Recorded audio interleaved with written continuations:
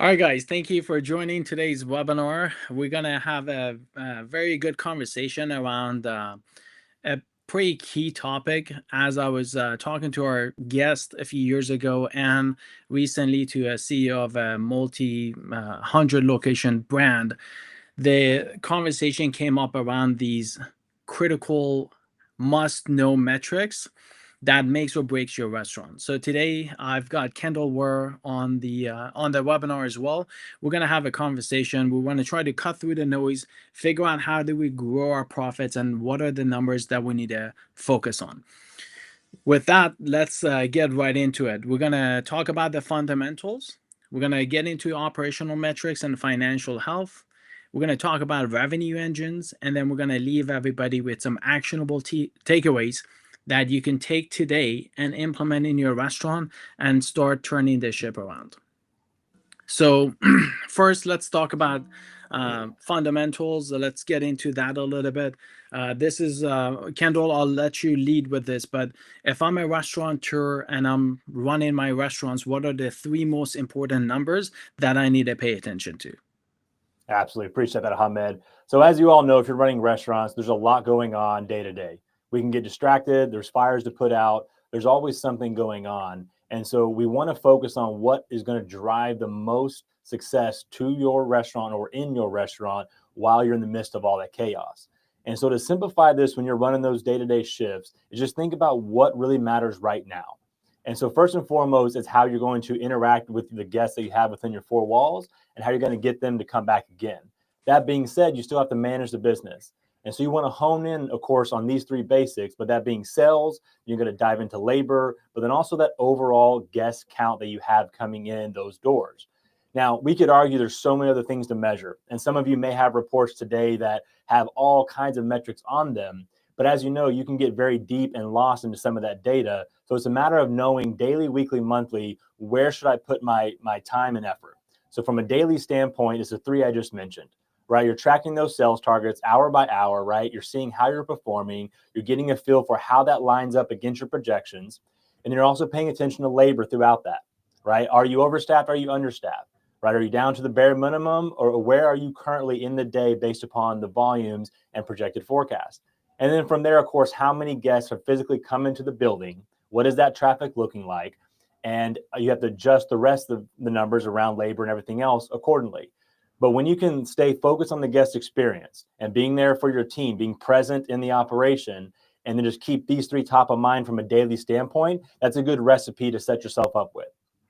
Past that, once you start diving into more of the weekly efforts where you find the right time for you and your volumes to accomplish this, you're going to dive into your overall prime cost, right? This is where you're looking at labor and food costs combined, right? What is the cost of goods that you're selling today, and where are any opportunities?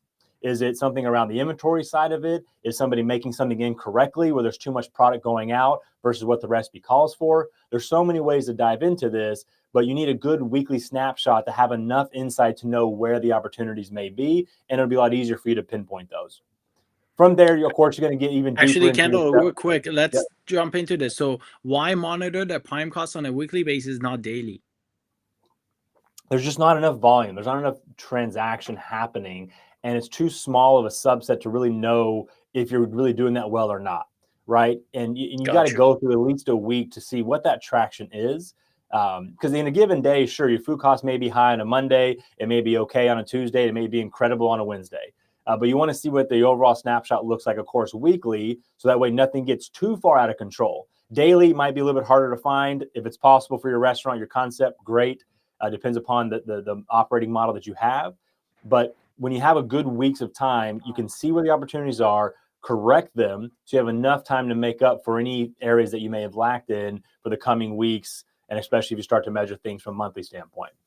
Gotcha. So, for And example, like I guess the waste on a one day you may have more waste, one because you're slower. One day you may have less because you're busier, like Friday, Saturday, etc.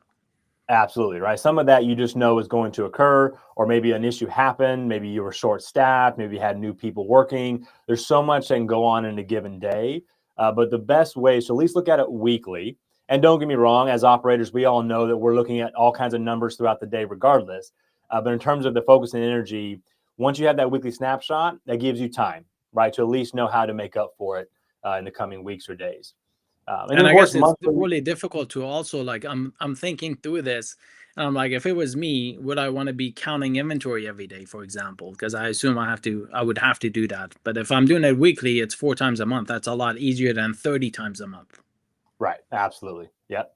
And then of course monthly, right? The most important is that P&L review, right? You have to sit down and review a P&L, which we'll get into, but top to bottom, right? Every single line in between, and just understand what that's like. And over time, you'll learn what areas of that line item, right, have a certain impact or a certain revenue number or a certain part of your business. But we'll talk more about that. Guest retention metrics, same thing. I know we all probably are looking at something daily from a guest satisfaction standpoint, but at the same time, monthly gives you that great perception and overall performance of what guests are saying. And by allowing enough time in between these review periods, you can see what those commonalities are. You can find where the things keep recurring that guests are talking about in a negative or positive way. And a good month period gives you enough transaction, enough volume, and enough time for consumers who may have visited you to actually take the time to fill out some of those reviews and understand more about the sentiment that they had during that period.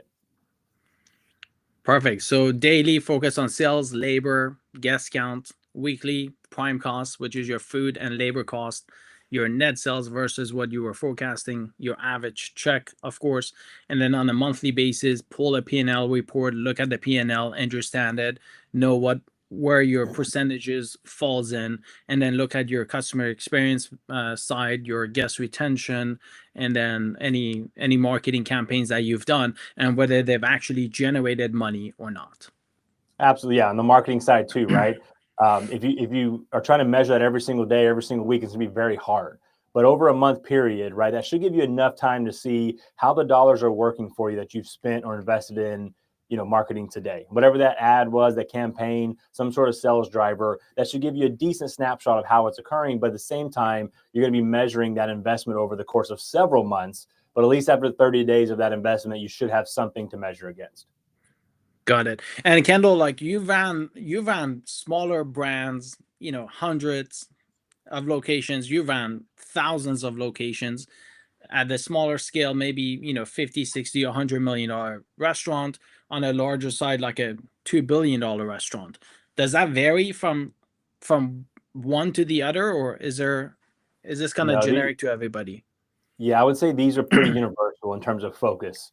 Right now, depending upon the concept, right? Fine dining, casual dining, fast casual, all these different concepts would have a slightly different approach and maybe some metrics that move the needle faster or stronger depending upon those concepts.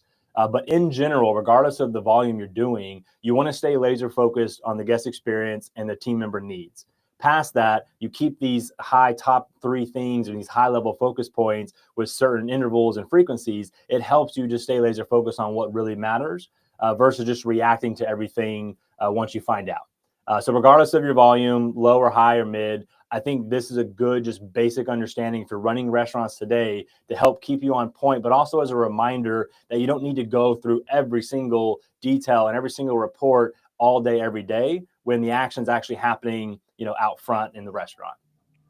Yeah, so we'll close this off by just focus on the actionable data and actionable numbers.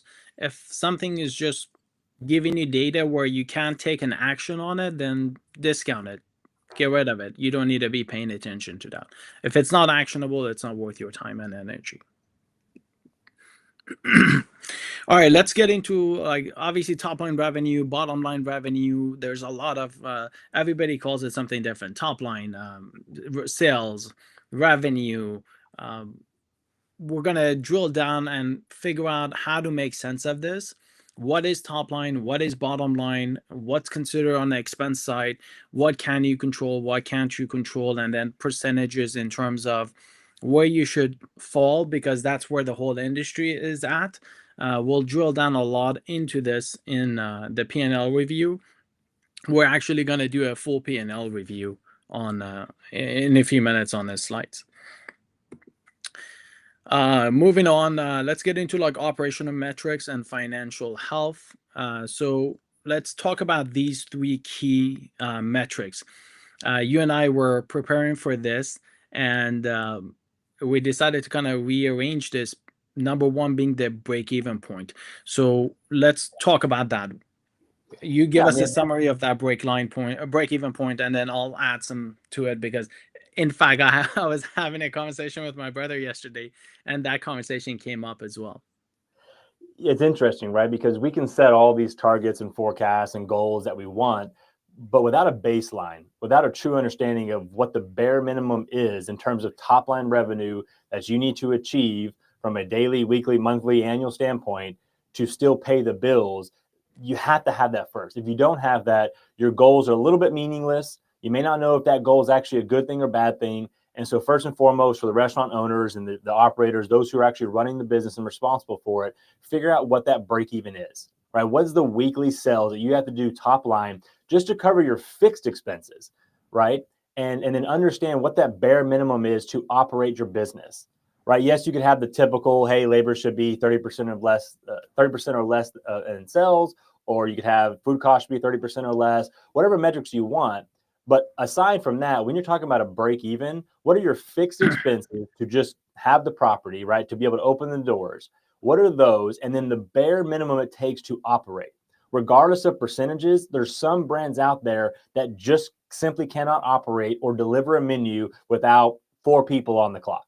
Maybe there's some that have only 8. Maybe it's, hey, you can get this down to 1 because it's a more of a retail ice cream style model. Regardless of what your brand is, though, figure out what that is, come up with those numbers, and see how you're tracking against that today. How far from break even are you? Are you getting close? And so you're still operating, in the red, you're working your way up, and every week and month is getting better? Or are you way past that? Everything's black. You're producing profitability. You're in a good spot, and now it's just about tightening up and maximizing that. But either So way, what is actually, that break even? let's get into the details, because I'm like, break even point, like, who does that? And then all of a Yeah. sudden I thought through it, and I'm like, hey, I've done that myself. In fact, I've done that on like every single company. And even last night I was talking to one of our accountants, and I'm like, hey, this is what I'm looking at, here's what I'm trying to do. I need you to put up a break even analysis, and I want to know at what point, what is my minimum bare revenue that I need to get in order to break even. But let's run through the numbers. How do I calculate my break even point? So take all your fixed expenses, right? Which is what? And so Let's anything. get So let's examples. let's take your rent for the property, the building. Let's take any agreements you've signed, any contracts, anything that you know is just fixed, mixed with a little bit of variable, right? So again, understand your model. What is the bare minimum when it comes to hours of operation that you're trying to stay open for? The lowest amount of headcount you can have at any given time. Just figure out what it takes. Bare minimum. What is the revenue that you have to have come through those 4 walls to just pay the bills, to where at the end of a month, let's say, it's zero, right? You didn't make Yep. anything, you didn't lose anything. You're just able to pay the expenses that you had to put out just to be the business. And the goal being, of course, understanding that, right? Like, there's many times in my career where you're working with franchisees or operators, and you ask them, hey, what's your weekly sales goal this week? Oh, it's $18,000 in top line. Great. Why? Well, we did 17 last week. We were going to stretch to do 18. Well, what's your break even? You run the numbers, you find out the break even is 20 grand a week. Well, now we have a problem because you're Yep. setting a target without knowing what your baseline is. And so even though you may achieve that target and it's getting better, you're still far from what the reality needs to be for that goal. So actually, another question: do I calculate my break even on a daily, weekly, monthly, yearly? What am I looking at? What's the best Yeah, way to do it? I would look at it from a monthly standpoint, considering most of your expenses outside of course, labor and other factors are going to be monthly. So your contract, your leases, whatever you have going on, most likely they're monthly expenses. And so it's easier to run that. And of course, figure out your annual and work backwards. But once you get that down to a monthly, it's easier to then break that monthly goal down into daily sales targets, daily upsell targets, weekly targets, etc., to where the team members, the managers, those who are, on the front lines, interacting with the guests, trying to achieve this, they have a little bit more of a tangible target than just coming out the gate saying, hey, we got to do 20 grand this month. It's a lot easier to break that down. Got you. So the goal is top line of revenue minus expenses equals zero. That's your break even point. Right. And then the way you would calculate it, you would start from the bottom, add your rent, calculate your labor per day. I gotta have 4 people. I'm open from whatever 11 o'clock till 9 o'clock. That's what, 9 hours, 10 hours. times 4 people times their hourly rate. That's your labor. Add in a little bit for variable food costs, because even though you're going to have to serve some people, and then add in any other technology fee or electrical utilities, add all of that up. And then now I got to figure out, now I know what my expenses are. I guess to calculate your revenue, what do you go off of? Like, how do I calculate my top line revenue that I need to have on there? Just take my expenses and 10x it, 10 times it, because I'm operating on a 10% margin, or 5 times it if I'm operating on a 20% margin? It really just depends, right? It's up to the type of the model, but if you can at least produce what you need to pay expenses, that's your first target when you're opening a new restaurant, right? Can you achieve break even? And then past that, now you can start setting more realistic targets and whatever your industry is to try to get to that main goal that you have, right? But I think this is an area where so many people just miss it because they just haven't done the simple math, or they weren't aware of it. And it hurts a lot more when you realize your targets and your performance is actually really far from where you need to be. But again, Gotcha. getting to the next topic, P&L statements and other aspects like cash flow, these are other things that are going to help prevent you from falling that deep. But as long as you're measuring between these three, you should be able to prevent any drastic losses or mistakes that could occur. Perfect. So, So looking at, go go ahead. ahead.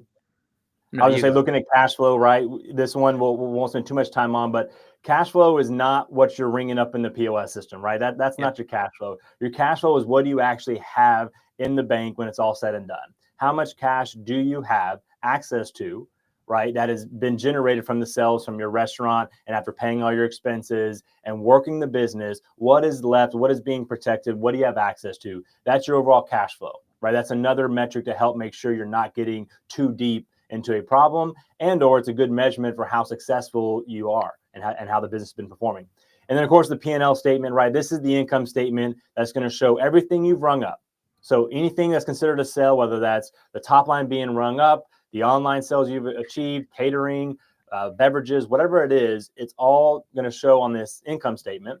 And it's going to show every single expense and category that you have. And then, of course, that bottom line number, which is what is left over when it's all said and done.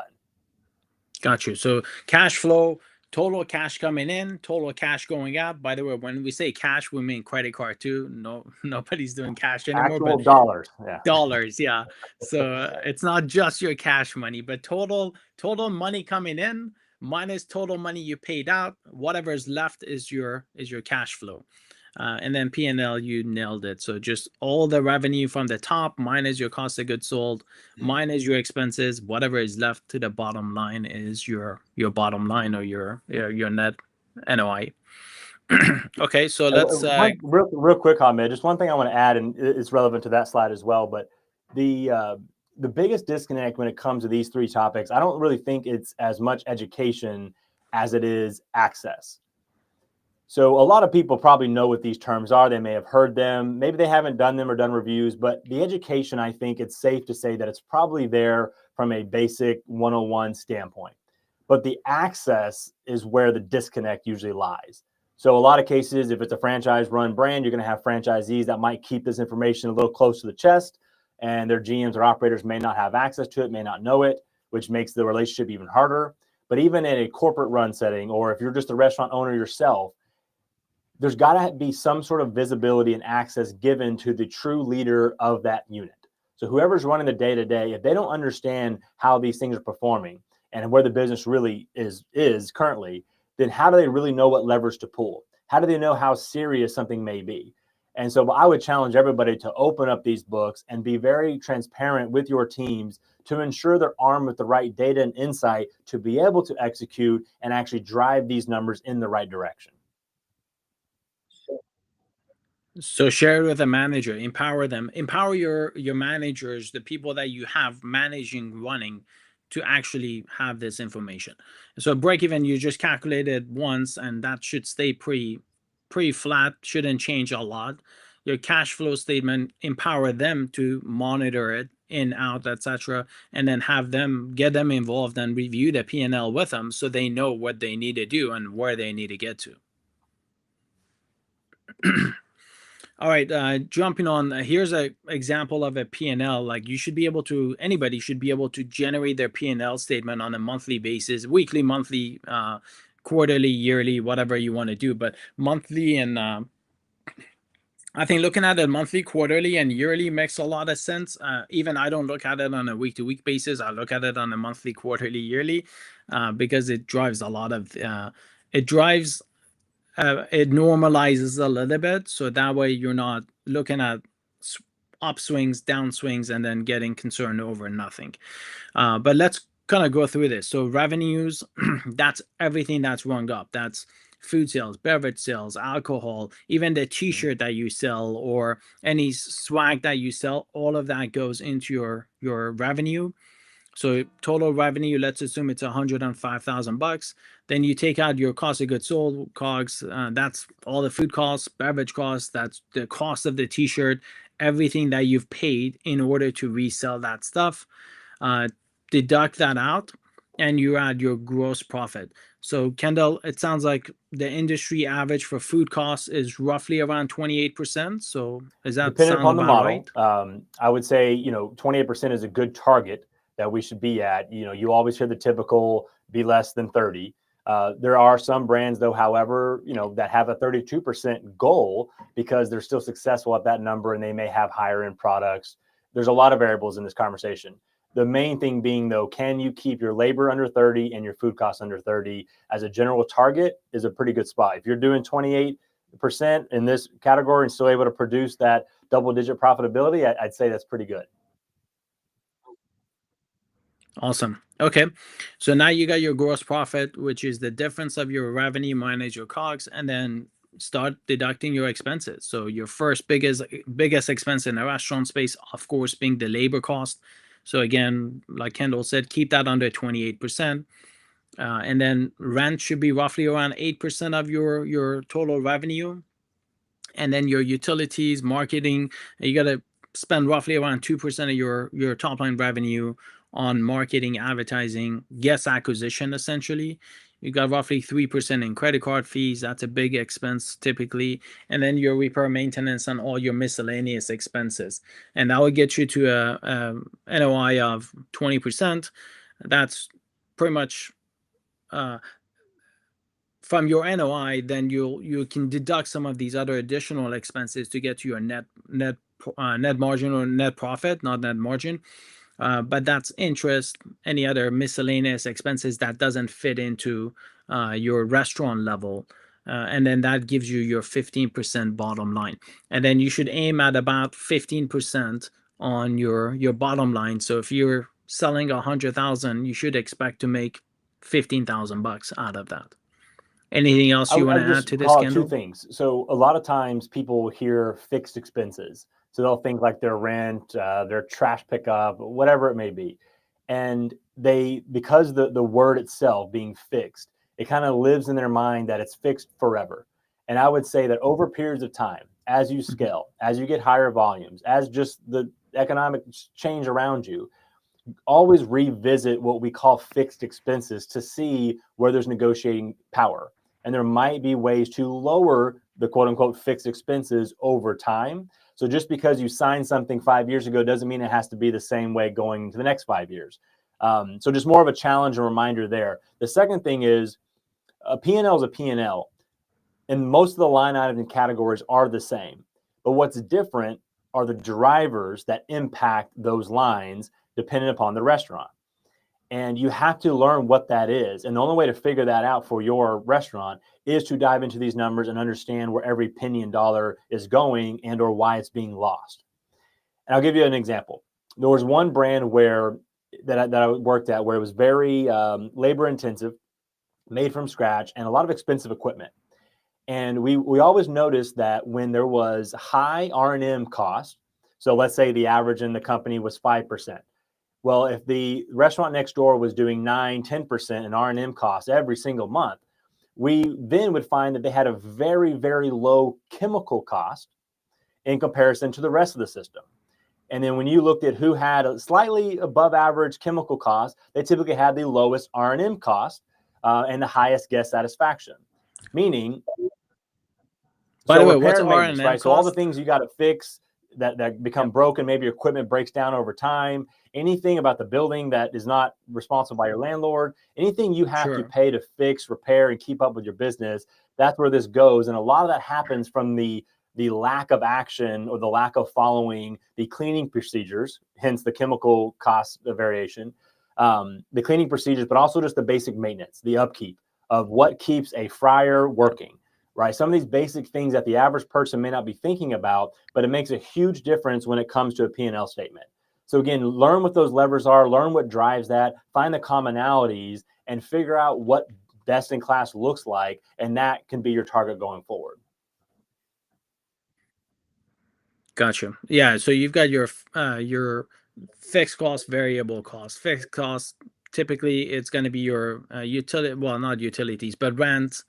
um I don't know, maybe your insurance is essentially fixed over 12 months, and then you got your variable cost, which is going to be your labor, your food cost, even your credit card fees, your advertising fee. Some of this stuff is just going to be variable, so know the difference between the fixed and the variable, and know where you can tweak it to have the most amount of Yeah, and impact if you're on in a the bottom multi-unit line. situation, learn from your peers. And if you're not, find others in the industry who you can reach out to and just see how you rack and stack against similar models and similar areas as you with similar volumes.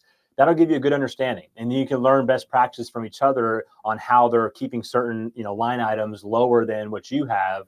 Because either way, right, this industry is all about learning from each other, and there's so much knowledge and insight out there. It's just a matter of tapping into it and then, of course, applying it to your day to day. Surround yourself with your peers. Yeah, 1,000% agree. All right, let's get into like prime costs, understanding that stuff. You kind of touch base on this, but prime cost, that's obviously your COGS, your food costs in this case, and your labor. Where should that number be? How do you look at that? Where do you drive savings, Yeah, anything etc. in over here? 60% combined, that's the red flag. That's the automatic. When you're skimming, you can pinpoint it. Hey, there's a problem here. And then you can double click and figure out what's driving that between labor and food costs. So anything past 60, red flag. 60, call that, okay, let's keep an eye out. This is rising up. This is high. This is getting borderline. Let's figure out what happened. Was there a lot of hiring that occurred? Was there a lot of overtime that occurred? Did something go wrong? But the goal should be that 55 to 58% if you can achieve it in your concept. Again, fine dining may be different. Casual dining is definitely going to be different.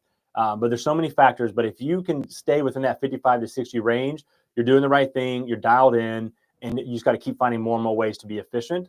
But that's the best way to just quickly, look at how you're performing, is understand if your prime cost is underneath that target. Gotcha. Okay, well said. All right, so using technology to understand the numbers. By the way, like you should be able to get a lot of this information through the technology tools that you use. If you don't have it, then um, you need to start looking elsewhere in order to ensure that this number is front and center. Like even on our side, when I log into our dashboard, like the first thing that it shows me is revenue this week, or revenue today, revenue this week, revenue this month. So again, it's right in front of my face because I wanted it to be there so I can monitor and see how that's doing that. I'm a big opponent of focus on the top line, and the bottom line will just kind of fall in place, because I was watching a podcast actually. I've watched this podcast probably 6 or 7 times, and the founder owns about 58% of the company. The company does 650 million in revenue, and the host asked him, "Is there anything that you want to do that you can't do?" And he said, "No, I have a big problem. No matter how much money I invest and I spend, I can't invest at all. There's just so much money coming in that we don't know what to do with it. We just can't expand fast enough and reinvest that cash into the business." So I know a lot of restaurants, or a lot of business owners are focusing on the bottom line and trying to figure out, where do I save a little bit money in order to make that from 9% to 12%.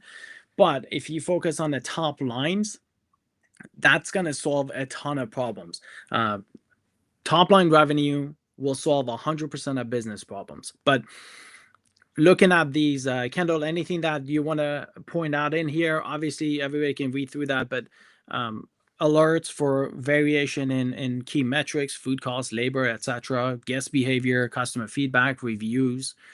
You have to do your break-even point manually, but real-time dashboard with your sales, labor. Obviously, a central place to gather all the data. But anything that you want to one point is to out? feed off your point, right?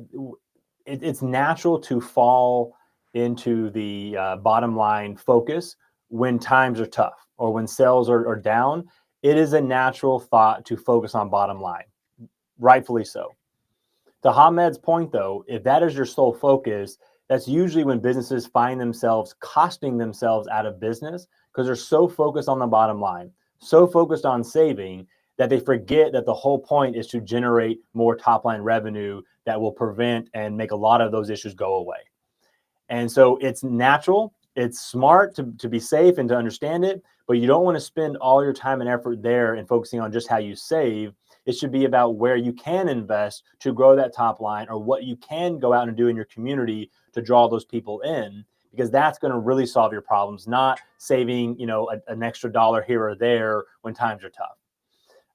That I just want to feed off of that. Agreed. The other thing here, though, is, and this is, this is something that applies to me, and I'm sure many can relate to it. And when I think back to my days of running restaurants, anytime I would get into the numbers, so anything around data, analytics, understanding inventory, what's going on, anytime I would sit down and try to consume that information, right? You're activating the left part of your brain, the analytical side, you're shifting focus. And when I would be in that mode and something would occur in the restaurant where I had to then go out and talk to a guest or go deal with a team member or something that happened, it's very hard to shift to right brain, where now it's your people skills. It's how you interact with people. It's your tone of voice. And when that shift has to happen so fast, sometimes you can come off a little rude and maybe a little upset and rub people the wrong way because you're getting too lost in the numbers while also trying to run a people business. It is very hard to do. So my point in sharing all that is there's a time and place. And when you're in the shift, when you're in the moment, right, trying to run that restaurant, provide the best, most memorable experience that you can for those guests coming in, the last thing you should be doing is honing in on analytics and trying to figure out reports and data. There has to be, especially in today's world where we live now, there has to be something on your phone, real time, on a terminal somewhere, easy access, that is automatically at certain intervals telling you what's going on. The most important things you need to know, to where it is a push, not a pull, to where you don't have to pause, shift, and start working on the other side of your brain to then pivot back again, because that can just drive people crazy, right? We've all been there. It's a lot of stress, and that's the last thing you want to have to do. And so there's so many technology platforms and partners like Milagro and several others that achieve that for you. But if you don't have that today, I would say that should be a focal point. How do you get to the modern times where you have that information in real time, always telling you where you stand, so that way you can stay laser focused on the guest experience, and then of course leverage that data if you have to in the moment versus being reactive. Yeah. And by the way, like I will add something to that. I can't believe some technology companies do this, but I've seen this countless time. And even just this week, I was trying to add a user to one of my things, and just the pain that I had to go through to make that happen. It's like, hey, it's that simple. So a lot of technology companies will send you an email and it's like, hey, here's your sales report is ready. Click here to access your sales report. Now you got to click on it and go log in and then pull the report. It's like, oh my God, why can't you just give me that freaking information in the email? Like, I don't want to log in somewhere else. I just want to be able to just open the email and be like, oh, this is my sales for today. This is my labor for today.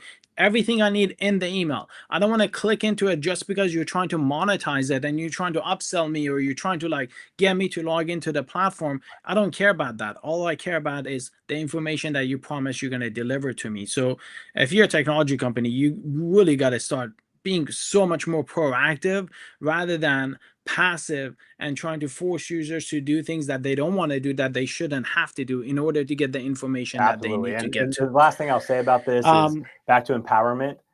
Make sure it's not just the GM or the manager on shift, on duty, who has access to this, right? Who's getting pinged about this, right? What about your kitchen manager, the people actually handling the food? You have an actual chef, like who else is in this building, right? You have bartenders that needs to know how they're performing in certain metrics to help you stay aligned and stay on point with what those targets and goals are. When it falls down to one person out of an entire restaurant during a given time frame, that's just too much stress. That's too much. It's hard to manage all that. You need your team around you supporting you in those efforts and helping you stay on track as well. Agreed. Yeah, and again, restaurant business, I always say it's very simple, but it's not easy because every experience can change, but ultimately you got to focus on three things: great food, great service, and I think a tad bit of customer retention technology need to just push the customer in order to avoid that 70% gap, which we're going to talk about. And by the way, not just restaurants, even in our business, I'm a technology guy, and I've put this framework together over the last few years where it says PPPT. It has evolved, but it's products first. For you, it's your food. For me, it's my products. If my products suck, nothing else matters. People may come to it and then they'll leave. It's a nightmare. So if your food is not good enough, focus there first. Second thing, I say it's people. In your case, it's service. So same thing. And then PPPT, so people, products, people, then your processes. For us, processes are critical. I don't want somebody to come talk to me, they get one answer, they talk to somebody else, they get a different answer. And then lastly, it's training. And I really think like that framework applies to restaurants just as much as it applies to a technology company, where your product, your food quality, your people, your service, and then your processes, how you do things, how much portioning, etc., and then training. Training is hard across every industry, in technology, in restaurants, everywhere. But that framework has served us really well, and try to stay on top of it by knowing what is the priority and where do we spend a lot of our time in. Nice. Moving on, let's get into the revenue engines.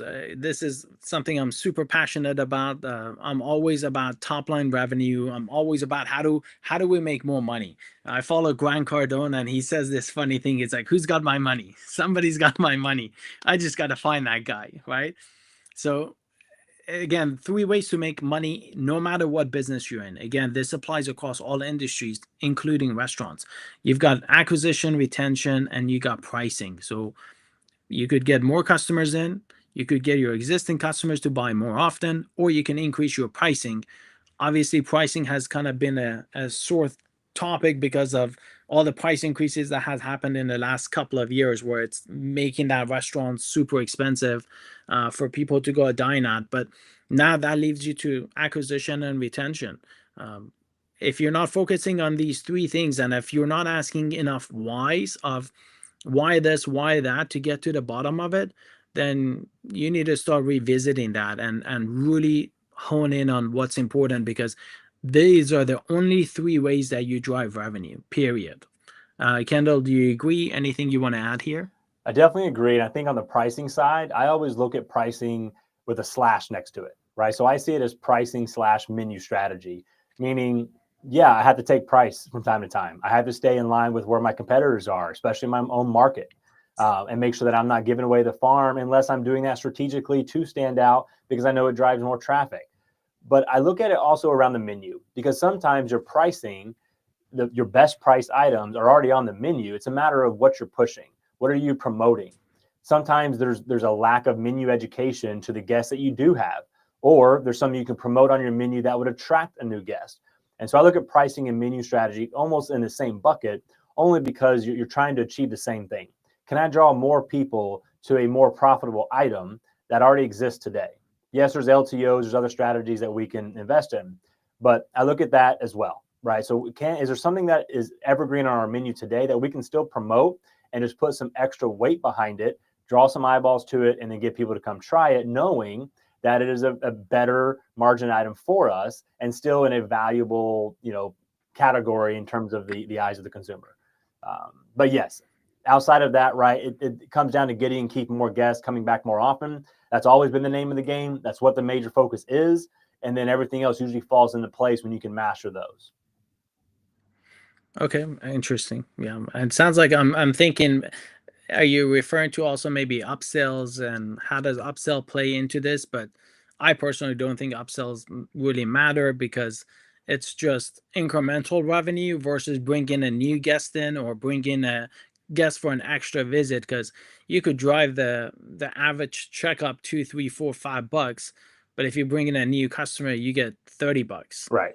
Yeah. And So you again, could, focus on the big yeah. numbers, and where you make the most leverage, Right. the least amount of work for the highest amount of return. Right. And you could argue like upsells is also a guest retention play, right? Because you're showing your guests who already visited you a few times another reason to come and visit you, and exposing them to something they didn't know you may have had, or something they didn't know they even liked until they tried it.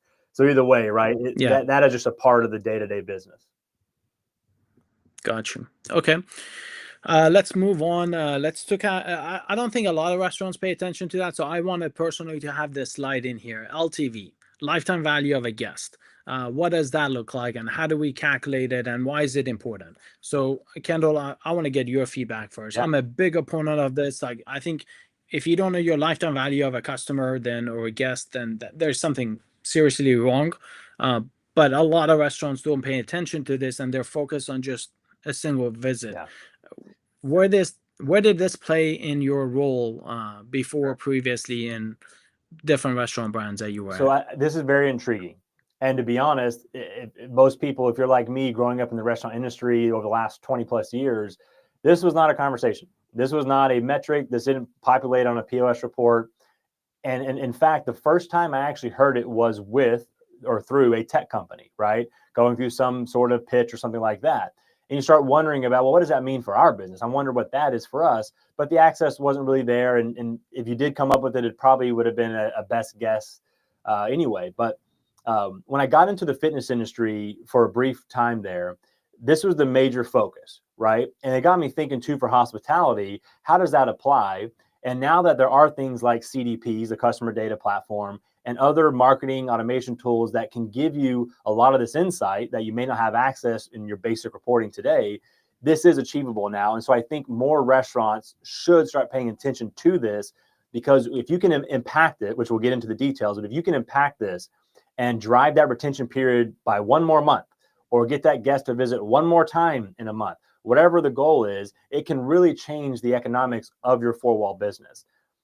So like in the calculation that is on the screen here, let's say your average guest, right, your average person that comes and visits spends $45, and they come visit you twice a month, and all of a sudden you see them do that for an 18-month period, and then for some reason, the average person who has these same behaviors just drops off. And you see a lack. You see a couple months, maybe half of a year go by before they come back. But for 18 months, you had them in this retention period, and that value to you was 1620, right? So $1,600 was that lifetime value of that person coming into the four walls. If you could extend that, if you could drive that frequency, if you could change that behavior in any way, that can make up a huge difference, or achieve that sales slump, or whatever it is you're trying to accomplish. That could be the answer. But without knowing why that retention period ends after 18 months, or not knowing why it's only 2 visits per month, that is very hard to manage. It's also very hard to alter or impact in any kind of way without the insights that are backing that up. Yeah, agreed. And by the way, you're right. Like in tech, like this is the only thing that we do pay attention to. It's Yeah. what's the LTV? That's the first question, because retention is. I heard Alex Hormuzzi say this. It's like acquisition is how you start a business, but retention is how you maintain the Right. business and how you grow the business. Right. Like literally, this is like when I heard that, it was just mind blowing, because that's absolutely right. Without acquisition, you can't start a company, you can't build a company. But to grow the company and to expand it, the name of the game is retention. It doesn't matter if you're a tech company, if you're a restaurant, it just doesn't matter. Right.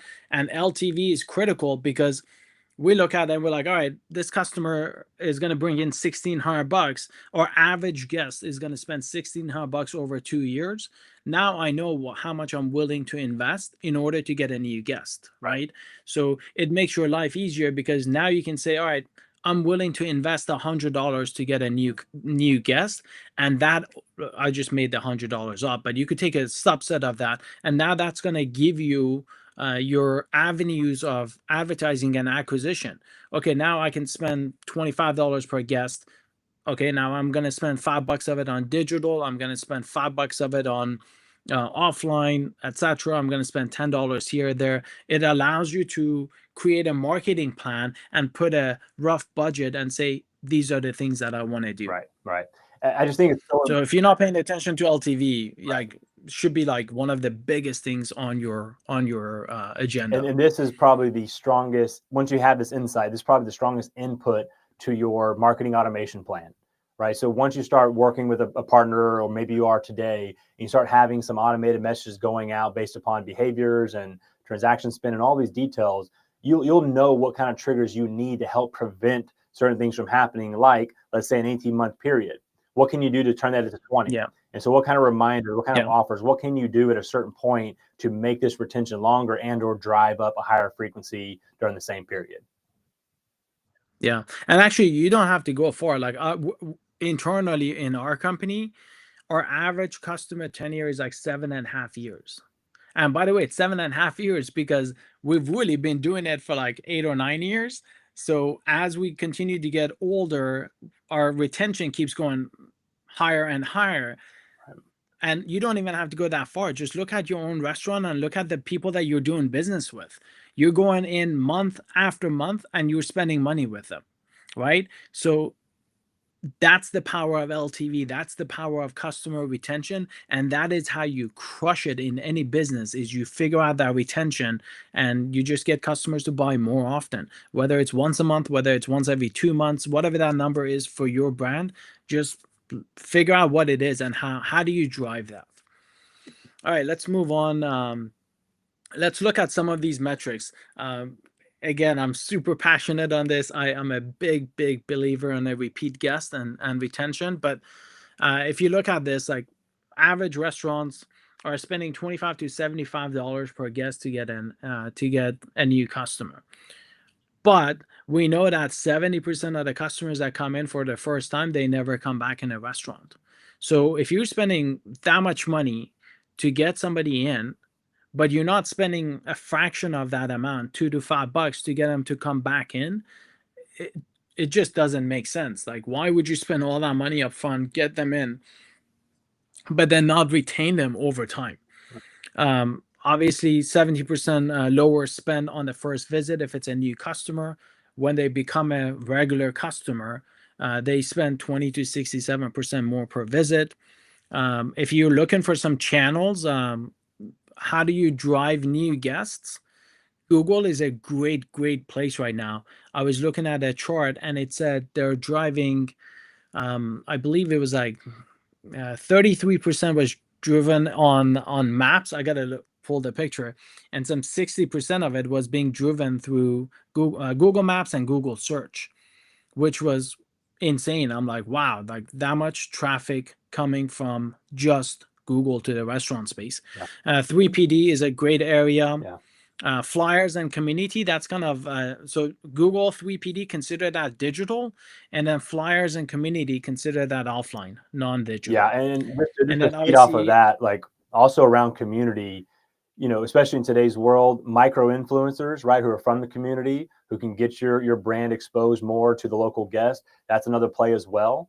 And around 3PD, a lot of people look at this as either a something that takes a lot of cost out of the business, or maybe generates a little bit of revenue. But I would never look at 3PD as either the marketing budget, right? 3PD is all about trial and awareness. How can you draw more people to your brand, gain more eyeballs on that logo, to where you're showing up from a digital point of view in the eyes of that guest, and that will drive them eventually to be that first-time guest of your brand, whether that's through that channel or coming to the four walls. But either way, if you're a smaller concept entering a new market, that's usually your fastest bet to get brand awareness, is to be on these digital channels, to where when people are scrolling, they're going to see you and they're going to be intrigued. But I look at that as an opportunity to drive in a new guest, but then it's also the same opportunity to make them an actual loyalty member or repeat guest by converting them over to your first party channels. And so that 3PD is more of an investment into how you drive that trial and awareness to gain them as a first time and then convert them over to a long time loyal member. Yeah, and actually that's a great point. These mini influencers are great way to drive traffic. There's a coffee shop and a pizza joint here locally in Dallas. There was a period of probably like 3 4 months you could not open up a TikTok and Instagram app and not see some freaking influencer raving about, oh, have you seen this star-shaped pizza, or have you been to this coffee shop? So, but they crushed it. They spent so much money getting, well, not so much money, but so much reach by these mini influencers. And by the way, they're fairly inexpensive. Typically, all you got to pay them is the cost of the meal. So we're doing that with a customer of ours, where they gave them like a $40 budget that they could just spend in a restaurant ordering food, and then they video the food, they go edit it, post it online, etc. To be determined whether it's working really well or not. But definitely is adding a lot of brand awareness, and you can tell the difference, the engagement between the influencers versus the brand. It's just night and day difference. These guys are getting like 5 6, a handful of likes. These guys are getting 100 likes or something, or comments. Retention campaigns, I think that's a big thing. I have yet to see a retention campaign in a restaurant space. We came up, there was actually a great video that I watched online with Gary Vee and John Taffer, where he laid out a retention campaign. And I immediately, within like probably 3 or 4 weeks, we changed our POS system in order to to build that out in the POS, where a customer comes in, they leave an hour later, they get a text message that says, hey, how was everything? Did we screw up? If we did, sorry, let me fix it. If we didn't and it was a 5-star experience, hey, leave us a review on Google, which then makes your new guest acquisition cheaper. And then we automatically enroll them into this first time visitor campaign, where we give them a buy one get one free, because we know 70% won't come back, so we want to maximize retention there. And then give them a free appetizer when they come back, and then that drives a third visit, and then give them a free drink to drive a fourth visit, etc. And actually, you could see at the bottom, that is one of our live customers from our CDP platform. So first time visitors, you can see like what 60% aren't coming back. Then it goes down to, so 40% are for 40% on the first time visitors, then drops down to 18%, drops down to 11%, drops down to 6%. And you can see the trend is down, right? But look at what happens on a fifth visit. It goes up to 18%, which is crazy, because at that stage, you've built behavior, and that is how you make a $4 million restaurant. Like literally, I think a big part of these revenues is because of that fifth time visitors, because that 18% of the guests is driving a lot of the revenue in that restaurant. And that's why they're doing 4 million a year in revenue. And actually, I looked at that picture. So Google search is 33%, 49% is just Google itself. Google search is 49%, Google map is 33% traffic to the restaurants. So if you aren't found on Google, first thing that I would do. Anything else, Kendall, that you want to add on you to kind here? of called it out, but I think when it comes to the repeat behaviors, that comes down to consistency. That comes down to being memorable in the eyes of those guests. So what are you doing? One, to identify first-time guests. Every brand typically has some sort of way, but then how do you make sure that they remember this experience, and that you make them feel welcome, and you make them feel home, and you do everything you can to be consistent. And in the event that something goes wrong, which we all know it will at some point, it's all about how you handle the situation, not necessarily what occurred. And so when you get that understanding down, like people care less about what actually happened, they care more about the solution. That can go a long way. And that's why you see in this example, right after that fourth visit, that fifth visit, now they're really saying, okay, this is a place I can call, home. It's part of my community. I'm going to start telling more people about it. I'm going to frequent more often now, because you built up that trust, and they know that they can expect something specific from your overall environment and ambiance of that restaurant. Agreed, yeah. And then again, it's just great food, great service, and a tad bit of marketing to just get them to come back in. Like if you're not communicating with that guest after they leave for the first time, then again you fell into the averages of 70% aren't going to come back. So you got to figure out what to do with that. And I think you said something else that's very important is you got to put this information in the hands of the frontline worker. If you're a fast casual, if you're a casual restaurant or fine dining or table service, you like the moment that the customer checks in on the hostess stand, that hostess better know who that customer is.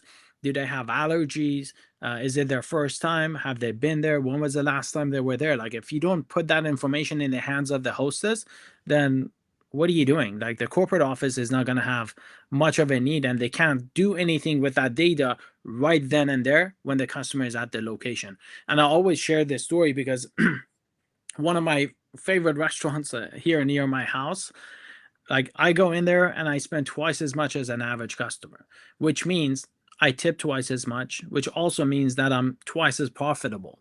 However, last like couple of times that I went, it's like first name, last name, phone number, great, 45 minutes outside, please. Like, are you kidding me? Like, I'm just not gonna wait 45 minutes. So I just pick up and go somewhere else.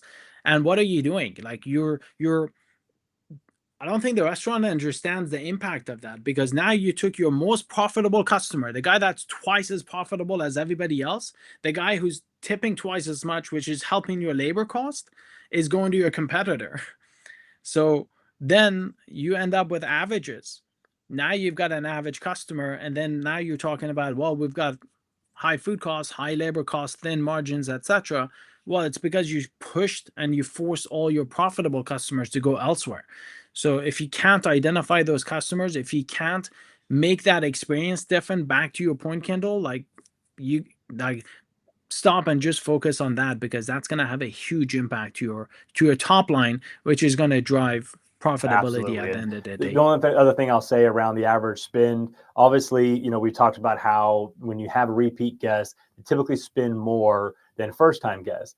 This also applies to digital channels. And so in every brand so far that I had, interactions with or worked with, there's always a higher spend on the first party delivery channel compared to the third party delivery channel. So this also rings true when it's digital, right? So again, you have built trust, you have exposed a lot more about your menu and your brand to these consumers, so they're more willing to spend more and obviously experience more of your brand.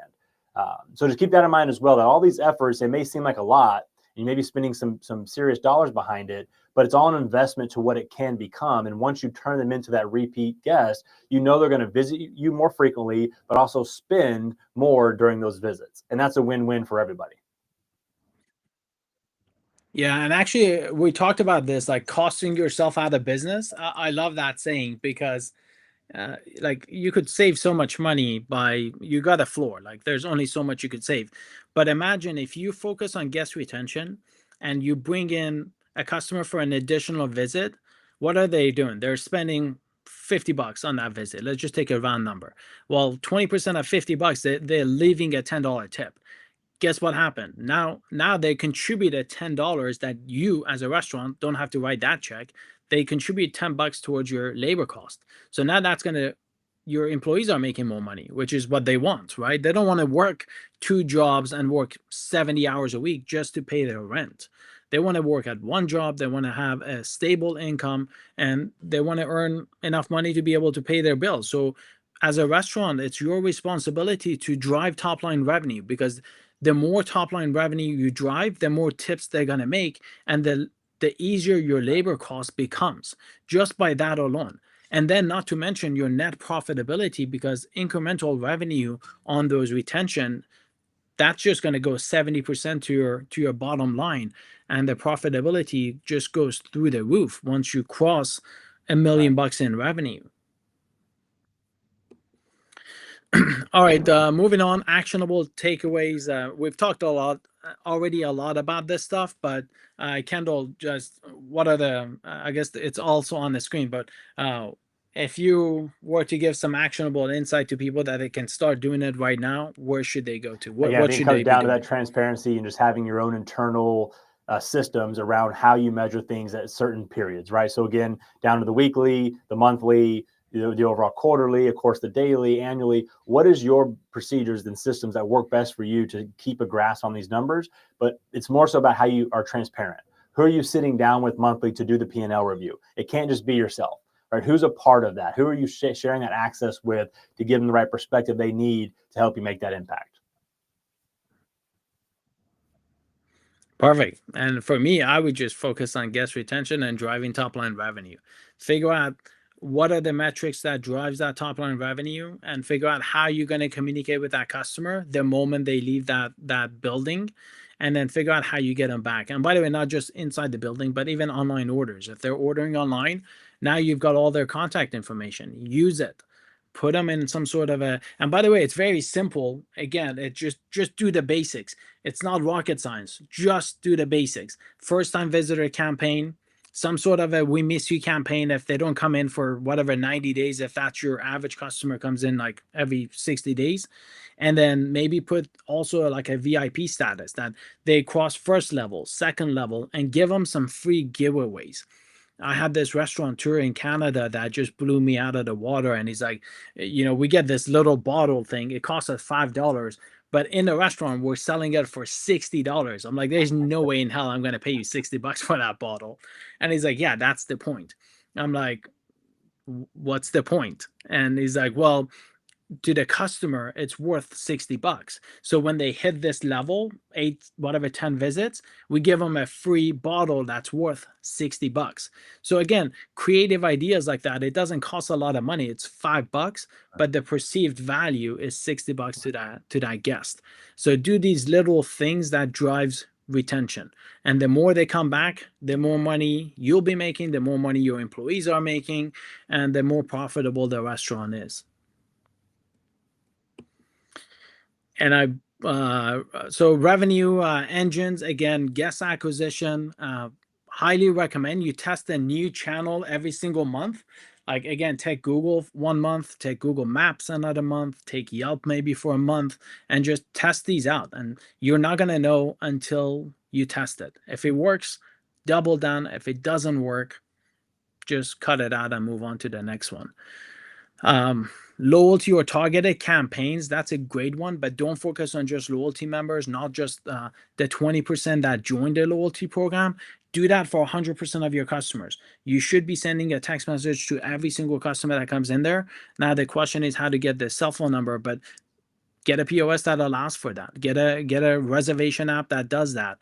Get technology pieces that enables you to do that, so you don't have to try to figure it out. And then review performance. So Kendall, you touched base on this earlier, is look at the menu items and look at pricing. Anything else to add on again, this? It's just getting in your own rhythms, making sure you understand how these channels work, what drives them, what doesn't. And then once you figure out what works best for your business, you just double down on that and keep it going until you notice a shift. But again, it's just having the ownership, it's having the insight, and then you'll be informed enough to make these decisions in the best way possible. Okay, excellent. And I think that's all. Thanks everyone for joining. Kendall, thanks for being here as always. A lot of insightful information. Awesome. Thank you, Hamed. Appreciate it.